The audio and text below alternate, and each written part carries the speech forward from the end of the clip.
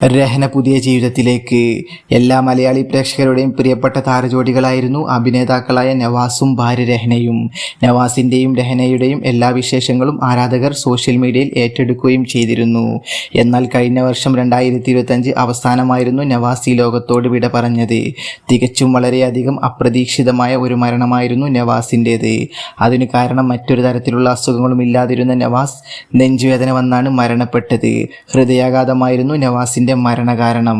ഒരിക്കലും ആരും പ്രതീക്ഷിക്കാത്ത ഒരു വിയോഗം തന്നെയായിരുന്നു കലാഭവൻ നവാസിൻ്റേത്.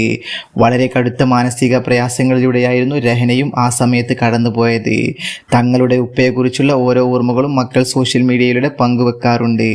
എന്നാൽ ഇപ്പോൾ ഇവരുടെ കുടുംബത്തിൽ നിന്നും ഒരു വലിയ സന്തോഷ വാർത്തയാണ് പുറത്തു വന്നിരിക്കുന്നത്.